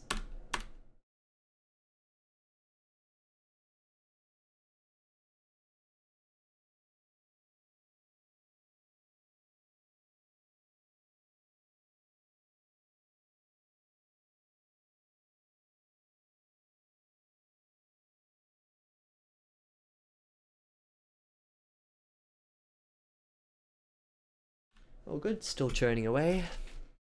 No, no, you not enough time for you to discuss overthrowing me. No. Haha, joke's on you, I was already shoring up my borders. The Belgian-French border is nice and tight. Very good, very good. Um. Okay, let's see. The minute of the silence. So the minute of sentence has been. The minute of the sentence had been delivered. Some screenwriter. Sentence in Midland. Some screenwriter got the rights to the story from the victim's estate. The rest is film history, apparently. First Cannes, then the Academy, and there's a Criterion Press of it for the Nostalgia Files. It was an O-levels films literature movie. Oof, brutal. The trial never. That's not a bad thing, but that's yeah, it's deep. Deep into the cultural psyche. The trial never really ended for Mother and I. We were forever the jury. So we are forever the jury, asked whether he really did it in perpetua. Paul ever just wanted to move on. Are you still together? Was always the follow-up question. Nevertheless, she still took me to visit every week. My first photo of him was through a plexiglass window, my first words through a telephone receiver. It was only when I turned 4, and he was moved to a lower security centre that we first hugged. That's my first memory with him. A scraggly, skinny man in all grey, howling with tears as he finally held me. And I didn't understand at that point. That was just where Dad's lived. He wasn't some conniving monster or jealous eccentric. He was Pups and I was Lala. And I'm still Lala. A message comes through on my phone. Doing well? Are you visiting with Alice this Xmas? How is she at school? XX Pups. Synchronicity. The driver gulps the last of his drink and squashes the can. Looks like a crazy pile up ahead. No wonder traffic's so slow. Hope you don't have anywhere important to be. No, just going home. Okay, so make sure you tell us. Make sure you tell us that first up in the paragraph. Otherwise, we're not really sure why she's here in this Uber. And that's a fair amount of time for this scene to take place without us knowing where she's going or why. It's sort of here, so you have 1, 2, 3 full pages. Yep, so just push up the reason earlier. Lucky you, I just started working this afternoon. You got a family? Well, I suppose you don't mind. Well, I suppose you do if you're married. He points to a series of photo booth pictures stuck to the console. They're my 2 daughters. Live and bleed for them, but God, they're expensive. Here, have a look. He passes me the photo. You got kids? 3 frames of family love. They look like twins, both in Santa hats. The photos evolve from surprise to smiles to silly faces. They're cute. I've just got one. Half a trouble, eh? He follows up with a high-pitched chuckle. Knowing he has kids is settling. Oh no, she's endless trouble. I pass the photos back. Always, sometimes you wish you could just turn them off, right? Like, psh, off. That earns a chuckle from me. That's an idea. AI children, driver snorts. Now that's a technology I could get behind. Charge extra for silent mode. You'll make a killing. I shouldn't laugh. Charging extra would really give your technophobe group something to complain about. He slapped his leg. Oh, the dagger's come out now. Only kidding. I get it. Their cause is legitimate. I thought you'd be against it. No, they have some valid concerns. We haven't implemented intelligences wisely. They're a burden. In many areas, at least. True. But if you figure out those AI daughters, you might, you tell me right away before mine become teenagers, you hear? I can see the roof of his mouth as he throws his head back in laughter. Man, I have to tell the group you're more chill than they say. They had me thinking you were like some evil genius. The driver is next to us. A man sleeps, his face pressed against the window. The thumping of Europop through the door tells me Lacey is home. Oh, okay, so, this is the last scene. I can hear Alice's offbeat steps on the floorboard. She dances long as in the apartment. Okay, cool. I'll cut it there. This was really smooth. I appreciated how through its length, everything came together really neatly. It didn't feel too long. It was an interesting conversation, and it changed as well. What's really good in these long pieces is if you can have people introduce themselves as opposites, and they kind of come together with this neat sort of, how to put it. They came together at the end and found common ground through their children, which was really nice. This may be a slightly strong pivot.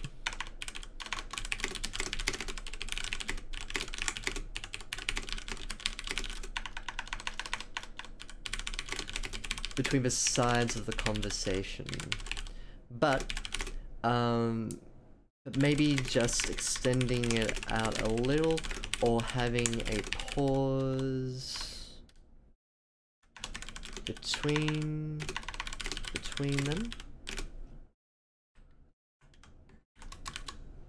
Having a pause between the sections, the A/B, will make it smoother. Otherwise, I overall enjoy. Actually, I won't type that. I'll just verbally give my praise. Yeah, I like this section here. I think like line edit wise, I couldn't pick up on too much that I wanted to change. It was really fluid, and I think just interesting to sort of see how they worked together back and forward and come to a common ground. Yeah.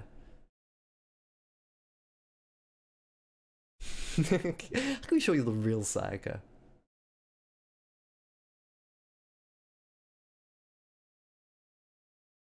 How are you here? How did you come here?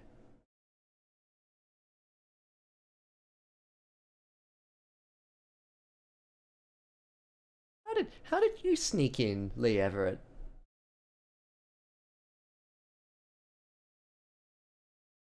How did that happen?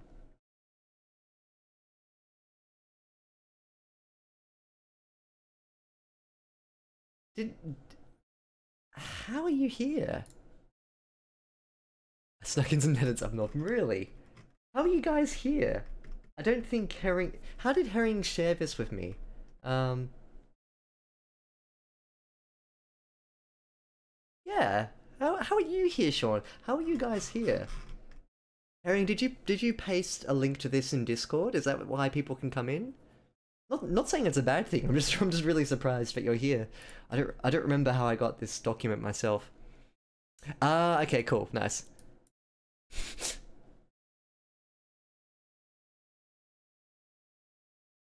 Neat. Okay, cool. General thoughts about this whole story here.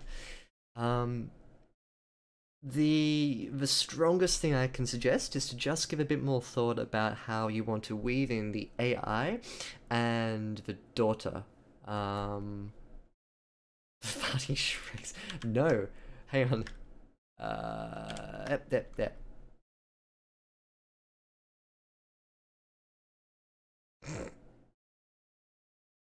Um, yeah. Word to Ernst Herringbone. Maybe go onto your share settings and prevent people from editing. Oh look, it's all gone. You didn't see anything. um, no, I haven't got anything else to go through Outrider, but I do want to talk a little bit more just about like a wrap up here, and then I think I might call it quits. Um, oh, I wouldn't mind tossing in chapter 1. How much stories do you having a backlog to edit? I've actually got no backlog right now, so if you want me to take a look at your story, then gimme, send it over. Um, I could jump into pumpkins, but I've only got a little bit of time left. It's 10:45.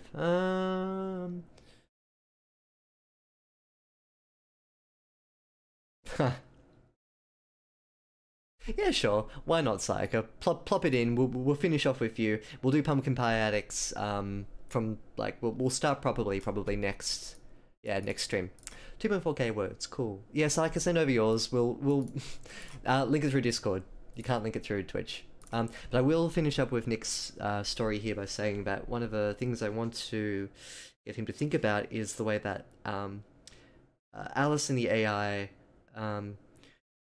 in Isla's mind might sort of start to intertwine and cross over a little more strongly than what's presented right now. There's an undercurrent of it. Access denied! I no longer have permission to access this document. Nice. Good. You've clamped down on the editing. Yeah, so I think that would be the biggest development thing that I could suggest to to make that emotional core really strong is to have the private and the personal intersect, and you can write a really interesting, thought-provoking story that way. Other thing I may suggest is to gamify the AI and Isla's and the AI's interaction, gamifying it and providing it with real-world situations of the concepts that you're training the AI in may help it to transfer its learning into real world applications. So that could be an interesting thing to do as well. Those two things are what I'd suggest developmentally. But aside from that, I don't think I have too much else to add. I really enjoyed that. It was nice and fluid. Not as, I wouldn't say it was as grand or as eloquent or as beautiful as Isabel's story, but I don't think it needs to be. I think this story has its emotional, it has its impact in its emotion, in its underlying sense of what it is, rather than in its scene by scene descriptions of scenery and impact. Its impact is found in a different aspect, I suppose, relative to the first part of this story. So yes, thank you for letting me edit. Now we'll go into we'll bring up Sayaka's story, and we'll finish on that. Um,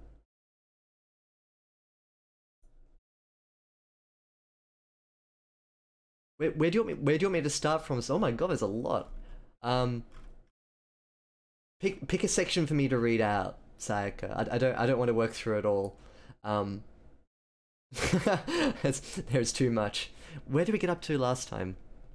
I was going to listen to her daughter in the eyes soon. Do you think leaving that point until later in the story is okay? So far, I've been trying to show her thoughts about things that are to come. She's going to name the AI after her daughter's imaginary friend. Ah, the questions will go from there. Okay. What you could do is hint at it. I finished the prologue. Cool. So that's a good question. Not really a question, but do you think leaving that point or later in the story is okay?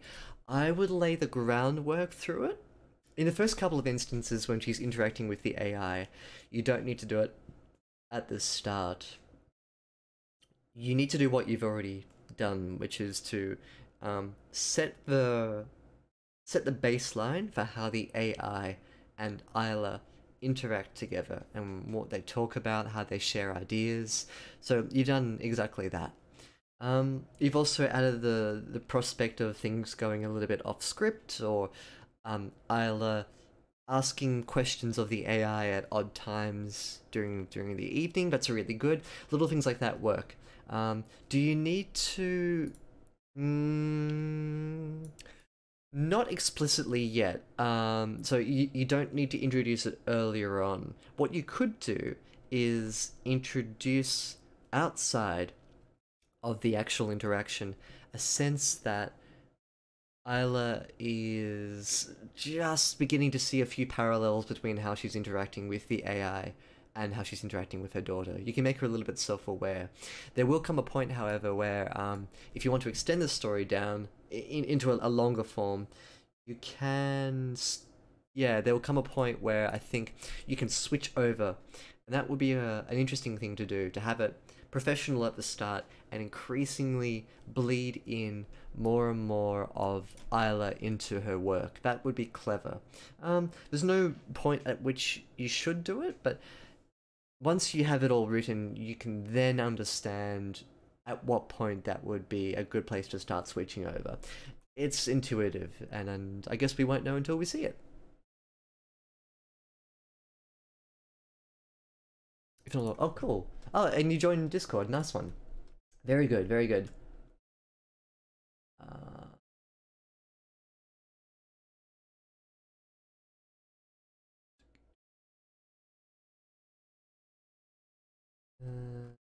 oh, actually, you might have just sent it to my email. Hang on. Let me have a look at it off stream, if that's okay.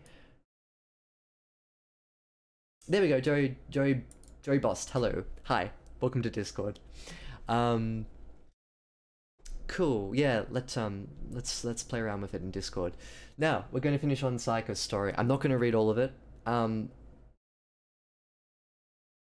because I think that maybe such beauty cannot be um, contained in one stream. I think we need to appreciate it all in our own time, in our own silent ways. But I will read a little bit of it.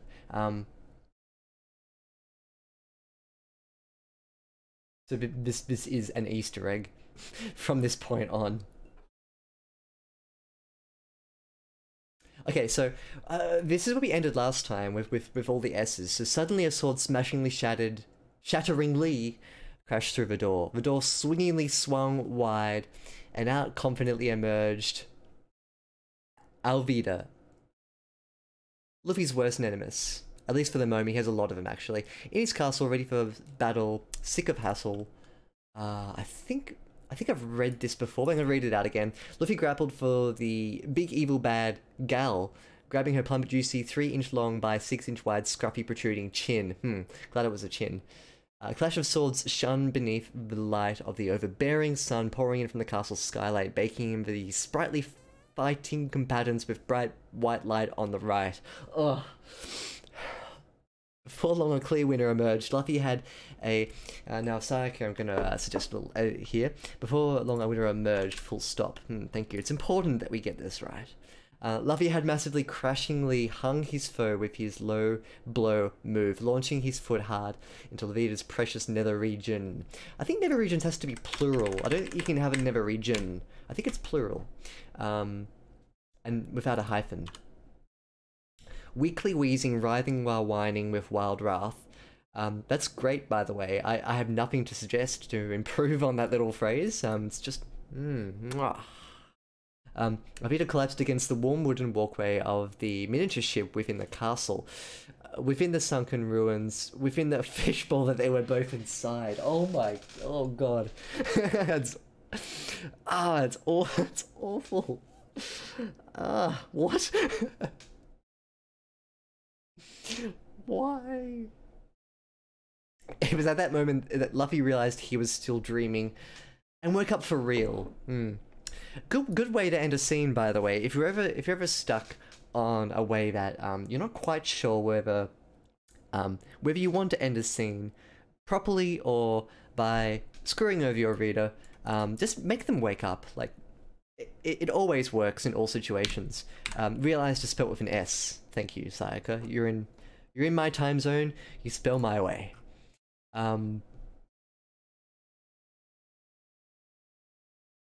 Oh, we gotta run. No troubles, no troubles. I will have a good one. Thank you. Thanks for staying around. Good luck for your auditioning process. Good luck. Hope everything is nice and smooth.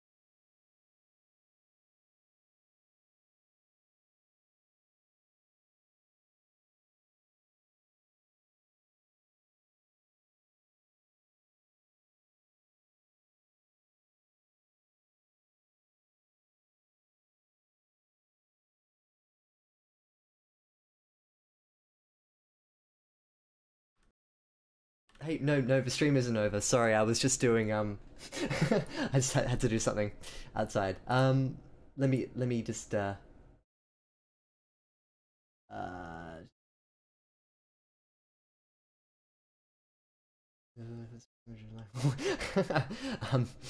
because I thought the story was perfection, Liar. Why are you editing it? Well, sometimes you can improve on perfection, Sayaka. That's why. Also, hi Hell, hi Solar Starlord. Um, Good. I'm glad you didn't lose faith. No, I wouldn't just do that. I wouldn't just end the stream like that. I've got manners. Please. Let's continue reading. For anyone just joining in, I need to preface this by saying that this is Sayaka's fanfiction story, which is um uh, unique in its challenge and frustration of the typical conventions of English writing. So translate that as you will. Um,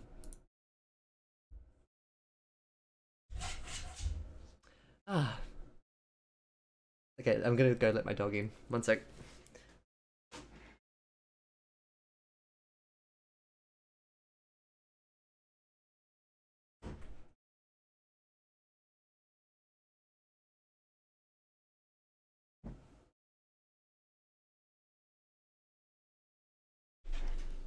All right, let's get back into it.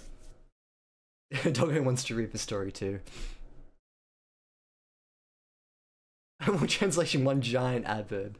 So we've got Moby Dick and the mystery of the swallowed semen. Oh god. Um, I don't know. I don't know if that's too crass for me, or if I'm just too snobbish, or if I like that. I don't know. It was a dark and stormy night. Great way to start a story, by the way. Wait, get your nose out of there. Thank you. Get your nose out. Luffy lay in bed and tossed and turned and trembled and twitched and tasted the cold nightly air gnawing at him like a grief over his missing cat, Mr. Fluffles the Third. Luffy stepped out onto the clanking deck of the Going Merry. On a night like this, he couldn't help but think of the dark army. I thought that's a dank army. I was disappointed. Dark army of dead men sleeping with the fishes. Cement shoes in line. Yeah.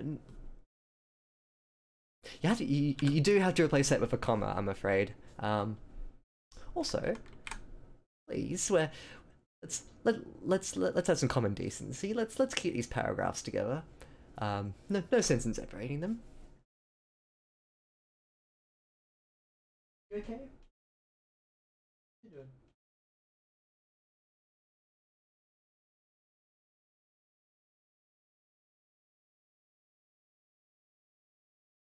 Um, they were hard to forget. He had put most of them there. The absolute madman. Very good. Luffy suddenly snapped, seemingly sensing something suspicious. Carefully, creepily crawling along a row of used fishing equipment resting atop the waterlogged deck, there it was. Luffy kindly asked, "What are you doing out here this late at night?" Something suspicious rudely replied. Very good. I like how you turned this into a character. Something suspicious rudely replied, "Cleaning my deck. What do you think I'm doing?" Luffy cried out in frustration, "Why do you care so much about your deck?" Something suspicious succulently explained, "Can I suggest succulently stammered? My deck is precious and long. We must protect it. If not for my deck holding strong, we'd be covered in rancid liquid." Luffy froze and swallowed back something fierce. "You mean water?" Something suspiciously slowly sighed. "Of course I mean water. What else could I mean? The deck of a ship is keeping us all from drowning. Sheesh, Luffy, you need some rest." Luffy described his nightly troubles. "I can't sleep amidst the terrible racket of noise." You want a full stop there and a comma. I do refuse your semicolon. I'm sorry. As perfect as this writing is, and as really, it's my own personal failing. I feel like I can't add anything to this into the perfection of what I'm seeing. So I'm getting the low hanging fruit to make myself feel better. You do realize what I'm dealing with. Dog says use a semicolon. What do you think? Do we use a semicolon? She says only if it's justified in doing so, if you've got two good phrases that you want to separate out. Wise words. Is it italic bolded or is it just my display? Yes, it's bold and italics, so you know it's strong. I think Something Suspicious is a good name. I'm impressed. Something Suspicious replied, I don't mind that, that's just for tennis players below deck. They should be finished up soon. Luffy let out a long, limpy, luscious sigh of relief. Great. You want a full stop there as well. Luffy walked over to the bow of the ship and looked out towards the crashing waves. Luffy's got wrenched at the thought of a monstrous sea beast he had heard several tall tales about. The stench of sea the ship was passing through had been rumoured to be haunted by a horrible creature known as Moby Dick. So, the stench... the stench of sea. The stretch of the sea. That makes more sense. I was gonna say, you can't have a stench of sea that's haunted by a creature. Luffy had already heard rumours of seamen who had gone missing late at night, never to return. It had gotten to be so bad that when the local port... Oh gosh, I can't even read anymore.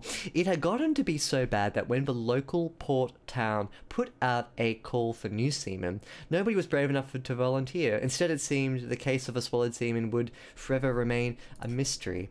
Oh, I'm sad that this is all that we're going to get from the seamen. Because we've got here people who are sleeping with the fishes. I thought these were the swallowed sea people. I don't want to say seamen anymore. Sometimes you need to follow the rules to break the rules, Sayaka. Okay, that's how it works. All right, you just don't think too much about that. Just the story needs a motion picture.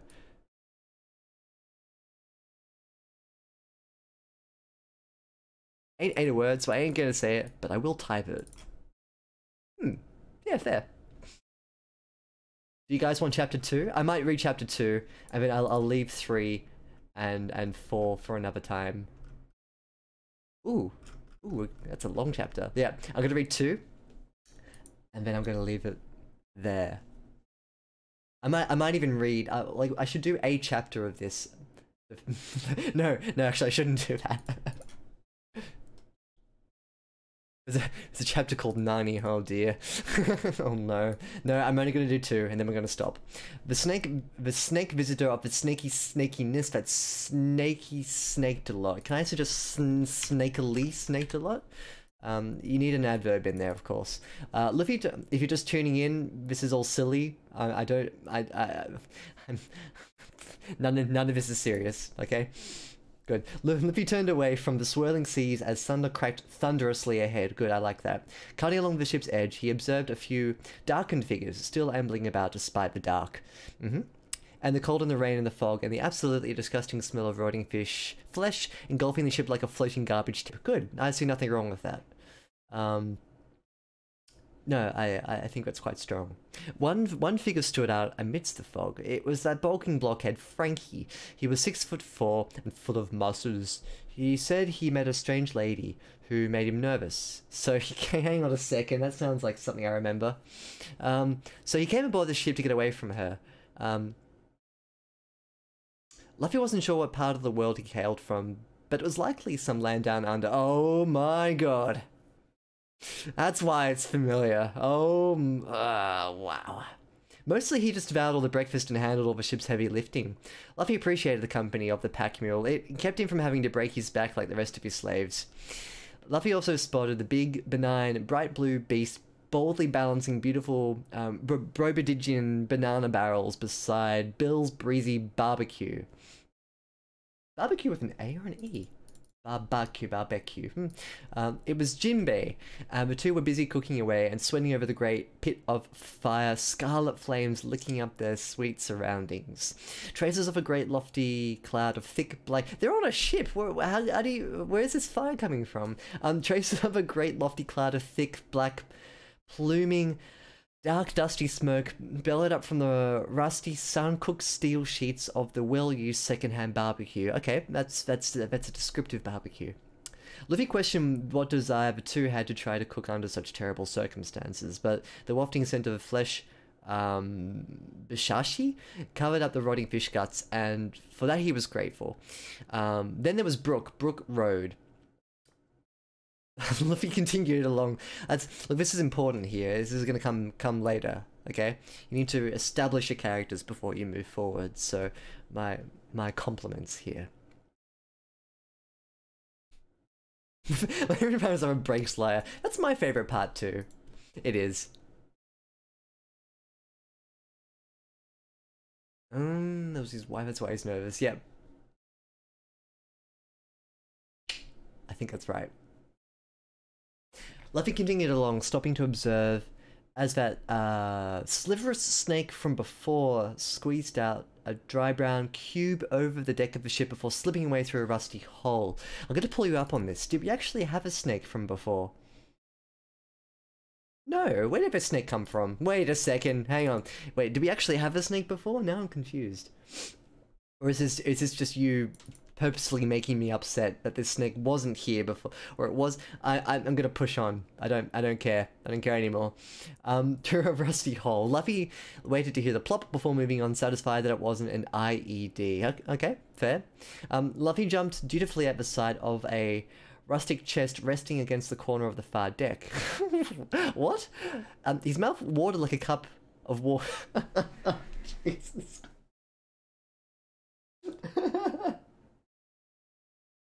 His mouth watered like a cup of water.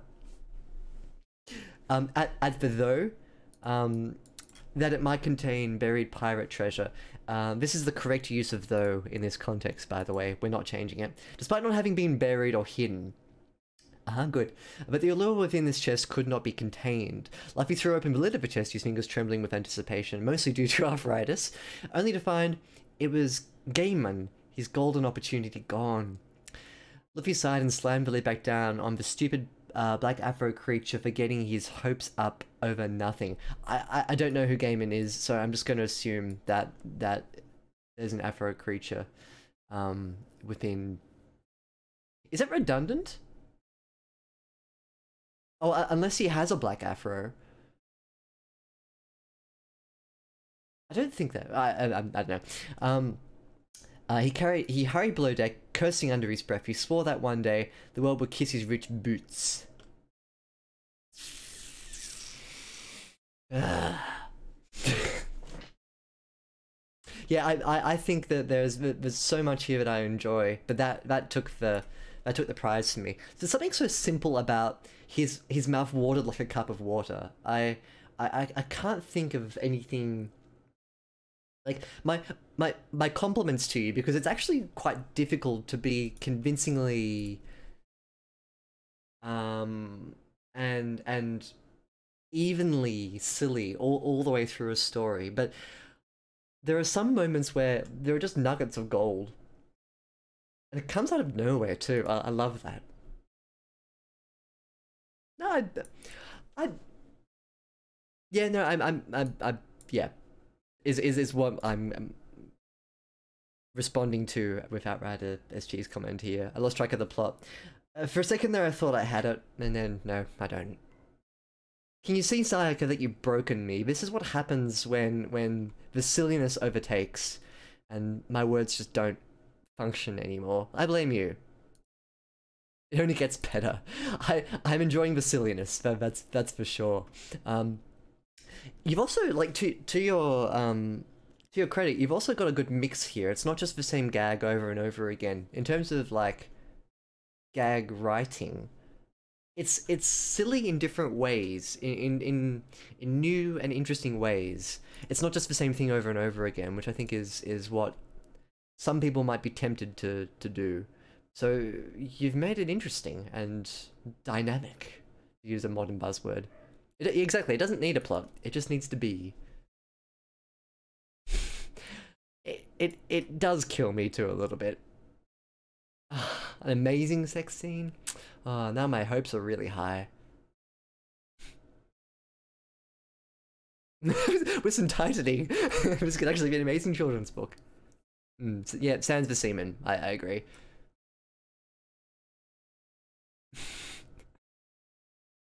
Proposed bonfire, awful metaphor.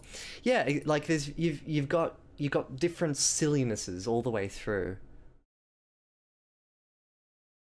I think you did, Pumpkin Pie Addict. You've got to pull your socks up and deliver the quality, because honestly, this is pure concentrated gold, and I fear for anything that comes after this. So Pumpkin Pie Addict, you're gonna have to really bring your A game, your A game, to overcome Monkey Boy and his motley skeleton crew. Consider this a challenge. Oh, wonderful. Alrighty, I'm gonna call it there. Thank you for everyone for tuning in. Thank you for new people who came and joined my Discord. Joey to Bost, pleasure to meet you. Yeah, let's continue chatting over Discord. But thanks for Herringbone 2 for the first part of this stream, the sensible part of this stream. And we will do Pumpkin Pie Addict story on Thursday. Great. Yeah, we'll do. I'll give your script an eyeball. You might want to wait for Ernst though. He's the real expert when it comes. Well, at least out of all of us, he has the most experience in dealing with scripts. In fact, he posted one yesterday. That was really good. Aura, that was. Really enjoyed that one. Yeah, so take his word over mine when it comes to screenwriting. But I'll have a look at it too. Saying a second. Good stuff. Alright, thanks guys. Hope you enjoy your Sunday/Saturday night. We'll catch you on Thursday evening, my time, 9 PM. So yeah, catch you later. Enjoy Fate Walker at Rider SG. Enjoy. We'll catch you all later.